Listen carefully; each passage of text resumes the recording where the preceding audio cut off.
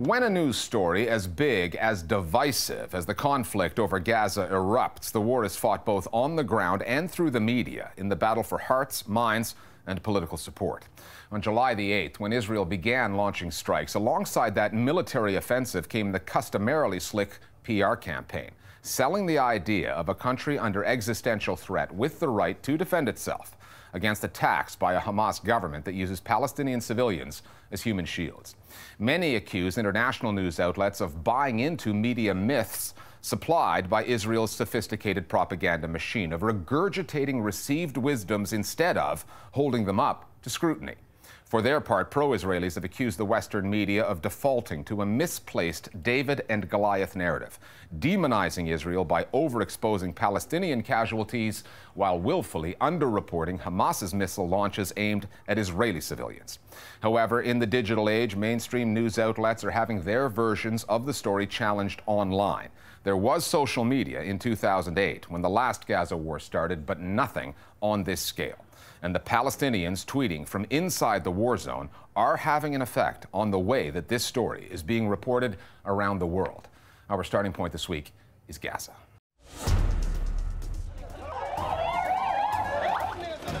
Most of the faces the world has seen in the coverage of the Gaza war have been Palestinian.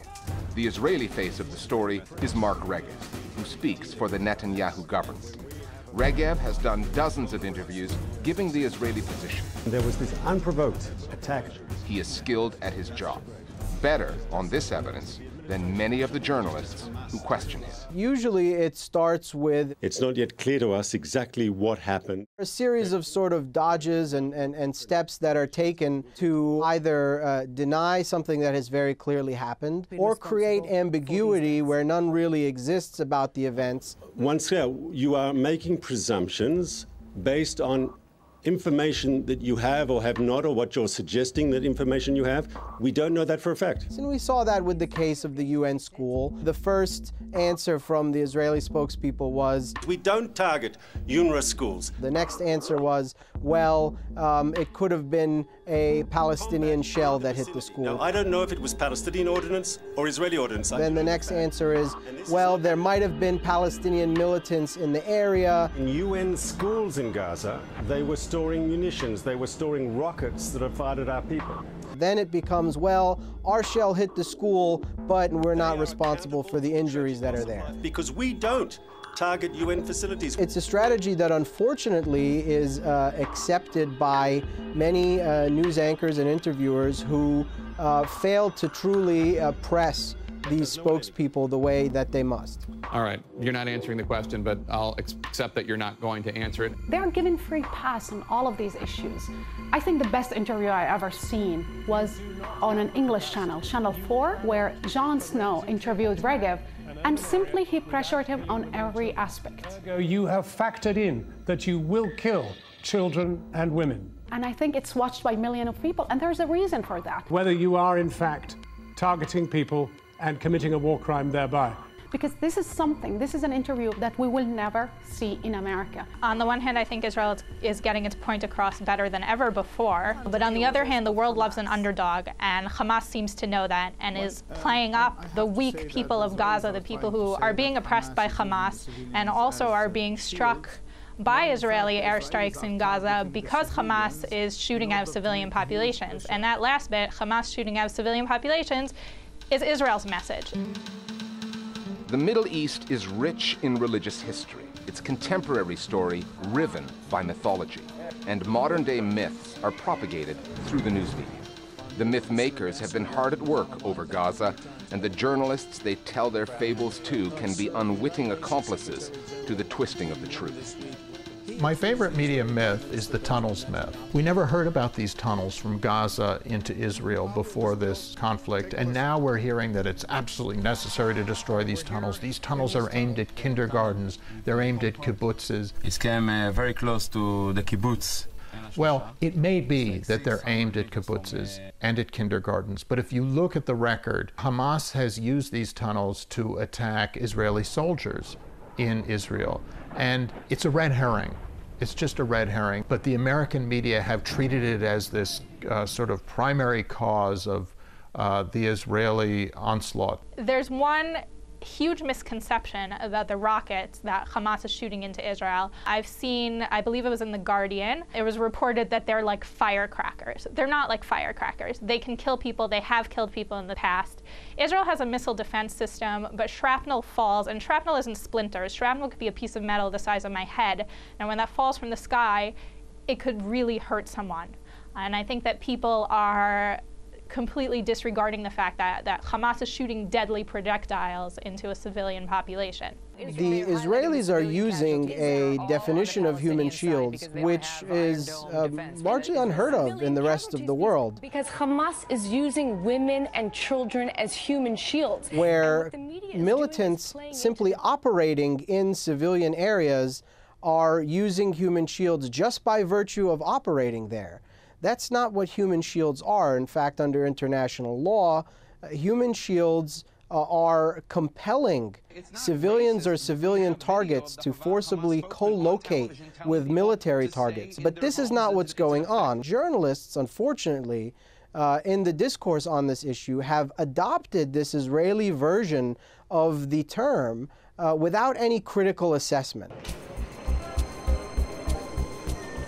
In the age of social media, citizen journalists supplement mainstream news coverage of major stories and challenge dominant narratives.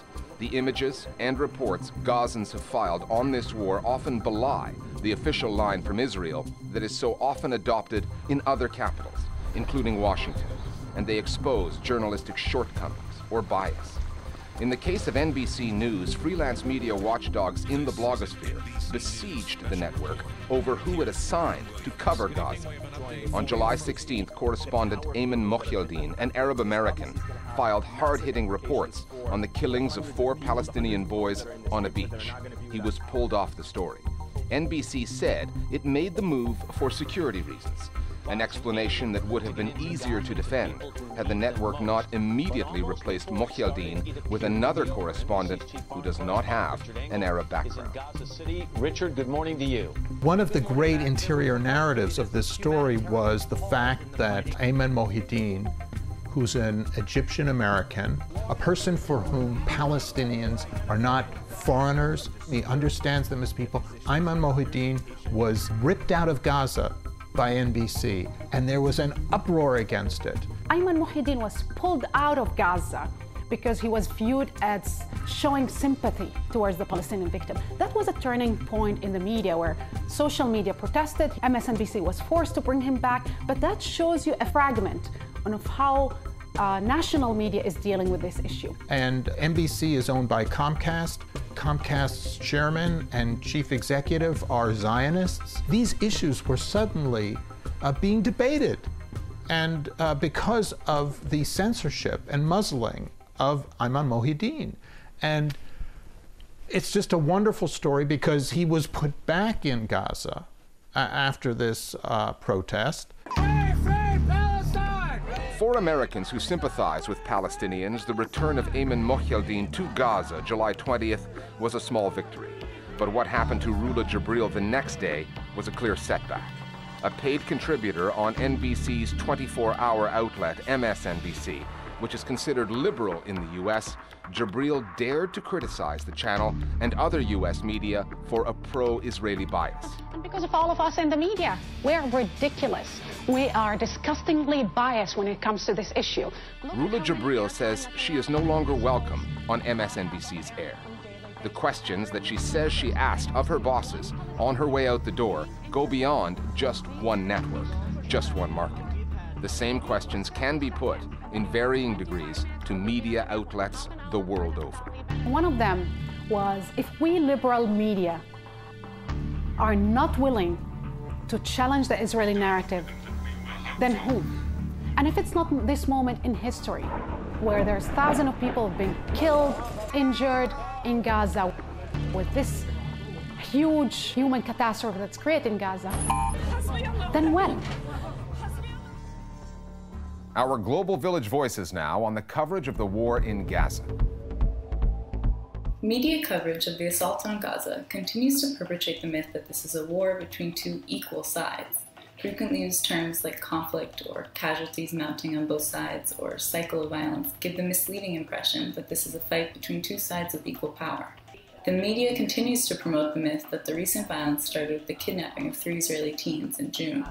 This false framing ignores decades of occupation and years of siege against Palestinians in Gaza and in the West Bank. Twitter has been an invaluable source for getting first-hand accounts of the current incursion on Gaza. Hearing first-hand accounts has helped to humanise Palestinians living in Gaza, but myths are still prevalent around discourse that I don't believe 140 characters can work to dispel.